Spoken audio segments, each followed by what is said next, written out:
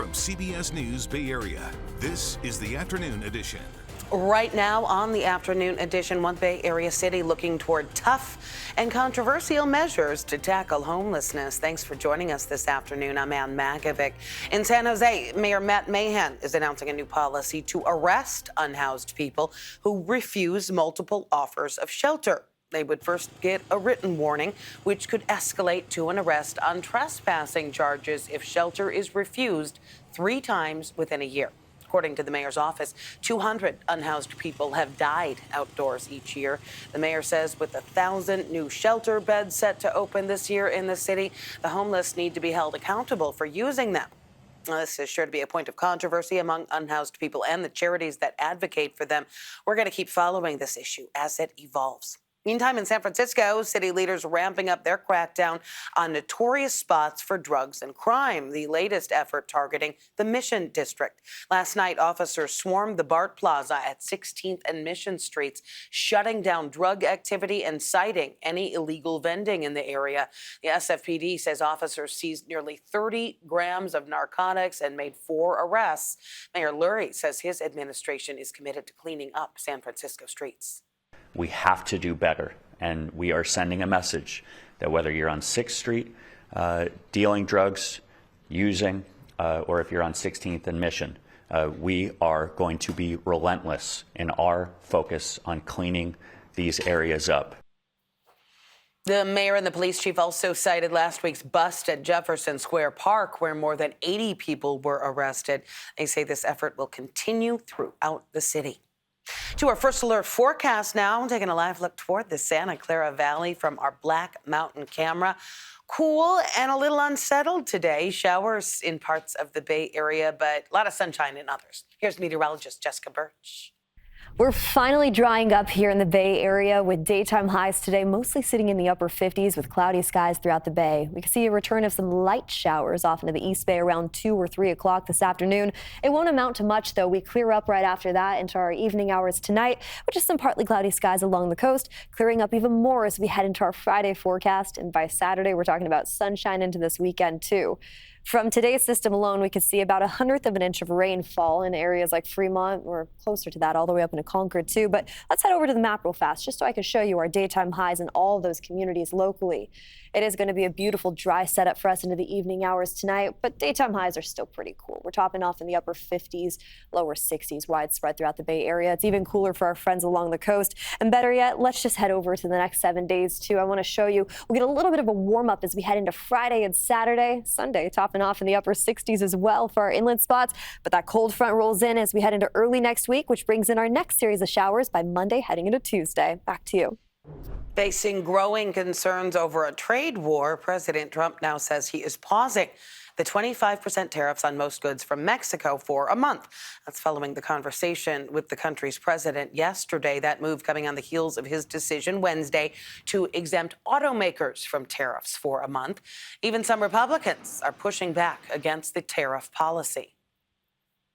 I have yet to have a business from Kentucky come to me and say they want tariffs. Bourbon industry thinks it'll be hard. Retaliatory tariffs will hurt them. Farmers think retaliatory tariffs will hurt them. The administration is arguing this is an aim to spur manufacturing within the United States. While Canada's prime minister called the delay on tariffs on the auto industry a promising sign, he also said that Canada's plan to impose retaliatory tariffs will remain in place for now. The pause on tariffs failing to ease investors' concerns. Taking a live look at the big board right now. Another down day. The Dow right now is down more than 500 points this afternoon. President Trump also expected to make some major moves regarding the Department of Education. CBS News has confirmed the administration is expected to issue an executive order directing newly confirmed Education Secretary Linda McMahon to start the process of dissolving the department. For weeks, the president has talked about shutting it down. Oh, I'd like it to be closed immediately. Look, the Department of Education's a big con job. Lawmakers grilled McMahon on the topic during her confirmation hearing. She said she agrees with the president's mission to return education to the states. She also acknowledged only Congress has the power to close the department and that getting that through the Senate is unlikely. The Department of Justice investigating the UC system after claims of anti-Semitic discrimination against employees. A major target in that probe is UC Berkeley. The university made national headlines after students camped out on campus for weeks, demanding that the school divest from Israel. Veronica Macias says more on how school leaders are responding to the Trump administration's recent actions. For the most part, those large demonstrations, protests that happened here at UC Berkeley in 2023, 2024, on both sides considered peaceful. However, an incident in February of 2024, though, a Jewish speaker was disrupted, glass was shattered, a broken window was reported, and Jewish students at the event had to evacuate. Now, we know the university has come out already and said they have unwavering support for the Jewish community, and they're going to be responding with a comprehensive response to the investigation by the DOJ. In total, there's some 2,500 Jewish undergraduate students here at UC Berkeley. Meanwhile, the DOJ task force is not looking into one single incident, but they're looking to investigate whether or not there was a pattern of discrimination against the Jewish community here on campus. Already, free speech groups are sounding the alarm, saying that any threat of elimination of funding is deeply chilling for them and will result on a crackdown of lawful speech. Now, you have to remember, UC Berkeley is home to the civil rights free speech movement. Students we talked to say they weren't aware about the DOJ and their probe, but they do know that there was a mixed emotion, at least with Jewish students that they talked to. I know me personally, I have a lot of Jewish friends who have gone by Free Palestine protests and have felt kind of a weird mix of emotions because they both want to be supportive of said movements, but also make sure that they're protecting themselves and making sure that they're staying safe. So I know that there's a lot of inner conflict there. As for the administrators here at UC Berkeley, they still don't know exactly when representatives of the DOJ task force will be here on campus, but they do say they are prepared in taking the right steps when there are incidents reported to them of any anti-Semitism here on campus. But again, that message from the university saying they have an unwavering commitment to provide a safe environment and inclusive environment for Jewish students.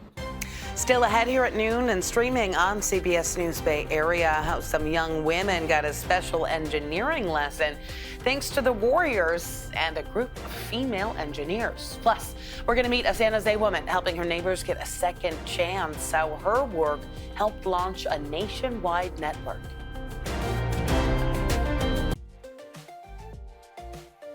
March is Women's History and Empowerment Month, and to celebrate, an exclusive field trip to inspire girls to dream big. Our Mary Lee tagged along as they gave middle school girls a unique experience on the Golden Gate Bridge. You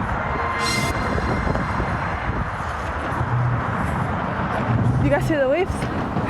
Leedy and her friends with Girls Inc. of Alameda County are exploring the Golden Gate Bridge, seeing it through the eyes of the female civil engineers who work on this bridge. About the vibrations on the bridge, do you feel it? Yeah, I feel it. Oh my gosh.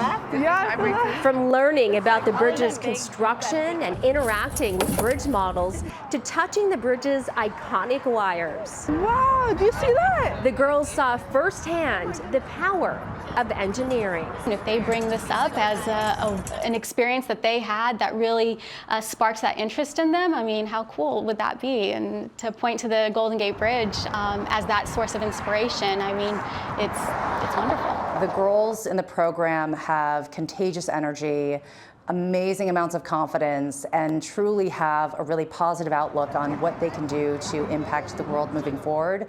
And it's absolutely a privilege just to be alongside them on their journey. How did you enjoy it?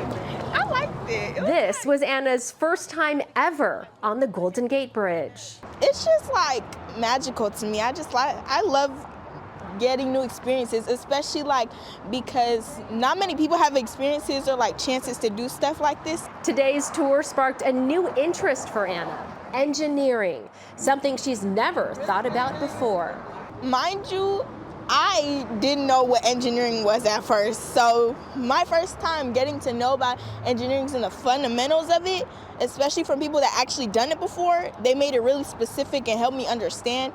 And the main thing I really was learning about was like how the bridge was held down while all the cars just go back and forth on it. A future engineer in the making. For the organizers, that's exactly what they were hoping for, to inspire and encourage these girls in school, their careers, and in life. Well, the students from Girls Incorporated are going to build their own bridges this weekend at Chase Center. Back to our first alert weather, taking a live look outside. You can see the Bay Bridge there and plenty of clouds in the sky, but plenty of sunshine as well peeking through. Let's check back in with meteorologist Jessica Birch. We're finally beginning to dry up here in the Bay Area with daytime highs into this afternoon, topping off in the upper 50s. Anywhere from Santa Rosa all the way off into the East Bay near Antioch and Concord. We're going to warm up into the upper 50s this afternoon near San Jose, stretch down into Morgan Hill, but for the most part, we're going to see a nice, mild afternoon and evening forecast right around the corner. Partly cloudy skies in the forecast for us today. We could see some light showers returning off into the East Bay closer to around 2, 3 o'clock. And then that'll continue to move to the south, clearing up just around 5 o'clock with clear skies into the overnight hours tonight. And that leads us into a very beautiful, dry, sunny day tomorrow for our Friday forecast. So from now until then, we could see 1/100 of an inch of rainfall into communities close to Fremont or all the way up into Concord. But for the rest of us, we're staying dry. It has been a little bit breezy. Of course, earlier this morning, we got gusts anywhere up to around 20 miles per hour along the coast. We could see that actually intensify the more north we go, closer to Bodega Bay, just around dinner time hours today, up to around 30 mile per hour winds sweeping in from offshore. San Francisco topping off closer to around 25 mile per hour wind gust. Now, the big weather story, of course, is coming to an end. The rain is finally tapering off for us, but we will see a return of it once we head into our early next week forecast. Monday, Tuesday, and Wednesday, as we head into that midweek forecast, we're seeing showers return widespread throughout the Bay Area with daytime highs dropping once again as we head into mid next week. So we'll get this a little bit of a warm up for us. Friday and Saturday with sunny skies, mid 60s in the forecast just along the Bay, right back into the 50s as we head into next week. You make your way into our inland spots. We're closer to the 70s as early as Friday, Saturday, and into Sunday with those sunny skies sticking around for us too. But once that cold front rolls in, heading into Monday and Tuesday of next week, temperatures drop right back into the upper 50s, even mid 50s by Wednesday. And it's a good idea to hold on tight to the umbrella as we head into mid next week too. I'll keep you updated with those rainfall totals here in the Weather Center. For now, back over to you.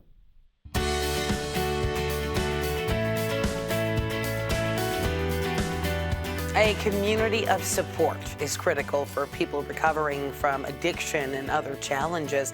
And in San Jose, there's a new model of care that's making a big difference, thanks in part to a local pastor. Sharon Chin introduces us to this week's CBS News Bay Area Icon Award winner. We're here. How's that? Hey, Don. Hi, how are you? Dana Bainbridge helped create a cafe like no other. It serves up more than food and drink.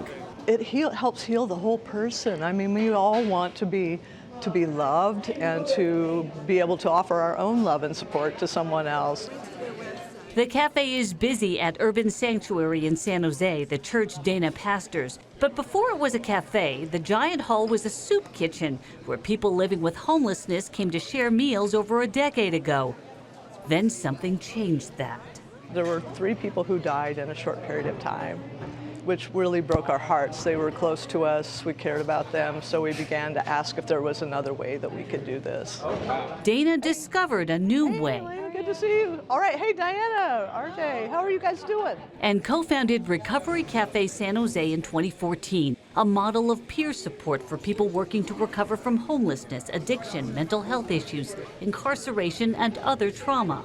We've seen people just begin to stabilize life, to feel cared for, to have friends, to experience joy through celebrations that we have, to feel affirmed and lifted up.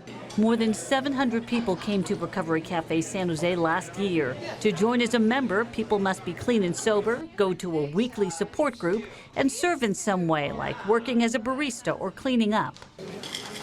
They share breakfast and hot lunch that volunteers cook each weekday from food donated by Second Harvest Food Bank and Peninsula Food Runners. They get help connecting to services they need for rehabilitation and take classes at the cafe from art therapy. We wrote letters to ourselves. To financial literacy to job training. And they have fun together. The community Dana helped start is changing lives. Executive Director Julie Anderson. She's just been essential to, getting it off the ground and then growing it into what it is today.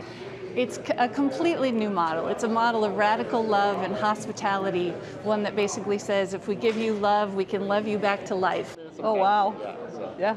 Adrian Rodriguez says he came several years ago feeling alone in recovery for addiction and mental health challenges. I was having a really difficult time trying to fit in, and I found this place, luckily, and it has changed my life miraculously as just a place to belong. And now he finds fulfillment working at Recovery Cafe, helping people connect to needs like housing and jobs. His transformation inspires Dana. I just have such admiration for the members of this community. Really have a chance to chat with you. So for helping start Recovery Cafe San Jose to provide a life-changing community of support for people in recovery, this week's CBS News Bay Area Icon Award goes to Dana Bainbridge. And you can nominate a local hero for a CBS News Bay Area Icon Award on our website, kpix.com/icon. Still ahead, it can be a difficult conversation to have with your boss. Our CBS business expert is going to have some tips on negotiating your paycheck. Right now, a lot of Americans impacted by recent government layoffs or private sector layoffs are facing the daunting task of trying to re-enter the job market. And a lot of people wondering where to even start. Experts say people on the job hunt should start by researching opportunities within their desired field, updating and cleaning up their online presence, and weighing the pros and cons of a career switch. On CBS Morning, CBS News business analyst Jill Schlesinger broke down her bully framework, as she calls it, to structure your salary negotiation or ask for a raise later on. Bully up your ask, meaning you got to do your research, understand the full picture. We also want you to be very clear that you got to lose your ego sometimes. Leave time to practice your conversations. Do some mock interviewing. Yeah. And the why is don't yuck it up. What do I mean by that? Guys, no ultimatums. For those looking to start their own business, Jill recommends experimenting first with the side hustle. That way you can see if your idea gains traction before assuming the risk of going it solo. Coming up, somebody in the North Bay may not have to worry quite as much about work. We're going to tell you about the big lotto win. One very lucky lotto player just struck gold in the North Bay. A ticket matching all 5 numbers plus the mega number in last night's Super Lotto Plus drawing. That ticket is now good for the $30 million jackpot. That ticket was purchased at My Goods Market in Katati. We don't know yet who it belongs to. Here's a look at the winning numbers: 3, 13, 17, 23, and 35. And the mega number, 24. All right, speaking of 24, remember we are streaming 24/7 on the free CBS News app. Just go to Live and then Bay Area. Meantime, have a great afternoon.